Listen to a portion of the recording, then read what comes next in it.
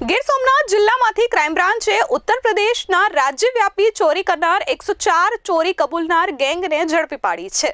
દેખાવ પૂરતા ગરમ ધાબળાનું વેચવાનું કામ કરતા આ 4 શખ્સોએ 104 જેટલી ચોરીની ઘટનાને અંજામ આપ્યો છે। હાલ પોલીસે આરોપીઓ પાસેથી 25,000 રૂપિયા રોકડા સહિત બાઇક મળી 90,000નો મુદ્દામાલ કબજે કર્યો છે। પ્રભાસ પાટણના બાદલપરા ગામે ગત 14 તારીખના શીતલ પ્રોવિઝન નામની દુકાનમાં નાહવાનો સાબુ માંગી અને વેપારીના હાથમાં રહેલ 7,700 રૂપિયા આંચકી લઈ અને કહ્યું કે પૈસે દે દે વરના જાન સે માર દૂંગા, ત્યારે વેપારીએ ઘટનાની જાણ પોલીસને કરી હતી। પોલીસે સીસીટીવીના આધારે આરોપીઓને પકડવા જિલ્લાભરમાં નાકાબંધી ગોઠવી હતી।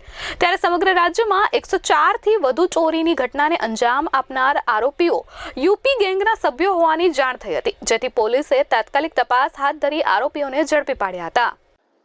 પ્રભાસ પાટણ પોલીસ સ્ટેશનના બાદલપુર ગામે ગઈ તારીખ 14/5/2025ના રોજ એક શીતલ પ્રોવિઝન સ્ટોર નામનું એક જનરલ સ્ટોર આવેલ છે। એ જનરલ સ્ટોરમાં બે અજાણ્યા ઈસમો મોટરસાઇકલ લઈને આવ્યા હતા અને એમણે મોઢા ઉપર માસ્ક બાંધેલ હતો, એમાં જેથી તેમની ઓળખ છતી ન થાય। તે વ્યક્તિઓ પ્રોવિઝન સ્ટોરમાં આવી અને ત્યાંના પોતે એક નાવાના સાબુની માંગણી કરેલ। તે વખતે ત્યાંના જે હતા પ્રોવિઝન સ્ટોરના ડાયાભાઈ, એ પોતે એમને સાબુ આપવા માટે જેવા ગયા અને એ અનુસંધાને એમણે એના પૈસા પણ આપેલા। એ પૈસાના છૂટા આપતી વખતે પોતાનો જે થડો ખોલ્યો એમ તો આ બે વ્યક્તિઓએ એ પૈસા ઝૂંટવવાનો પ્રયાસ કર્યો એ વ્યક્તિ પાસેથી, અને એમાં એક બીજી વ્યક્તિએ આ ડાયાભાઈનું ગળું દબાવી અને એને જાનથી મારી નાખવાની કોશિશ કરી જેવી હતી અને ડરાવી ધમકાવી અને એમની પાસેથી લગભગ 7,700 જેટલા રોકડા રૂપિયા લઈ અને તેઓ મોટરસાઇકલ લઈને ફરાર થઈ ગયા હતા। આ જે ઘટના છે એ ઘટના અનુસંધાને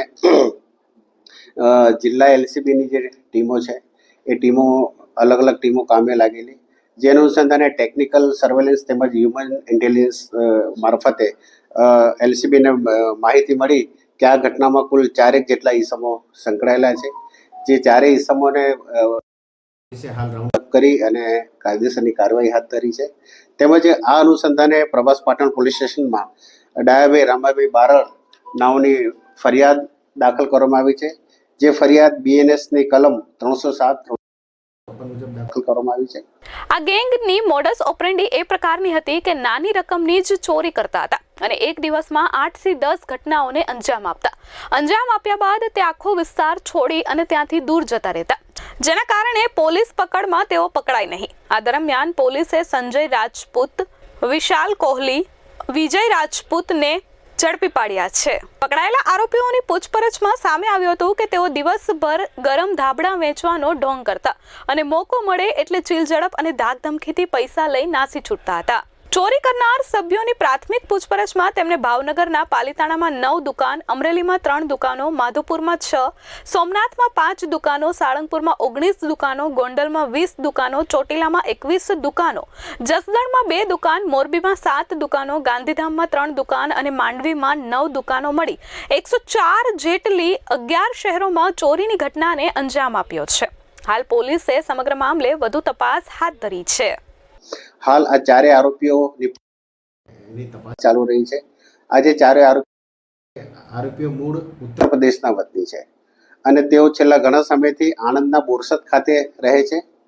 તેઓ ત્યાં બોરસદ ખાતે રહી અને ધાબળા વેચવાનું કામ કરે છે, જે ફક્ત એમનો દેખીતો વ્યવસાય છે, પરંતુ એમનું મૂળ કામ આવી ટૂંકમાં જે પ્રોવિઝન સ્ટોર છે ત્યાં જવું અને નાની નાની ચોરી કરવી, નજર ચૂકી અને પૈસા લઈ લેવા અને આ જે રોકડ રકમ એ ભેગી કરે એ 4 વ્યક્તિઓ પોતાના સરખે ભાગે વેચી અને પોતાના સંબંધીઓને એમના ખાતામાં ટ્રાન્સફર કરી દેતા હતા।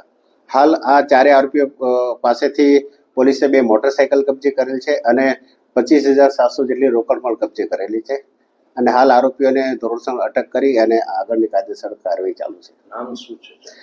આરોપીઓના 4 આરોપીઓના નામ છે સંજય કુમાર સન ઓફ સુરજ ભાણસિંહ જીતુભાઈ બડેરા રાજપૂત, બીજા આરોપી છે વિભાગ સન ઓફ રમેશભાઈ ડબાસ રાજપૂત, ત્રીજા છે વિશાલ સન ઓફ કિશનભાઈ કોહલી રાજપૂત અને ચોથા છે વિજય સન ઓફ રામફલભાઈ ડબાસ રાજપૂત કરીને આ 4 વ્યક્તિઓ છે। હાલ આરોપીઓની પ્રાથમિક પૂછપરછ દરમિયાન તેમણે છેલ્લા 1 વર્ષમાં લગભગ 11 જગ્યાએ એ લોકોએ આવી ઘટનાઓને અંજામ આપ્યો છે, જેની વિગતો એ લોકોએ હાલ અમને પોલીસને જણાવી છે.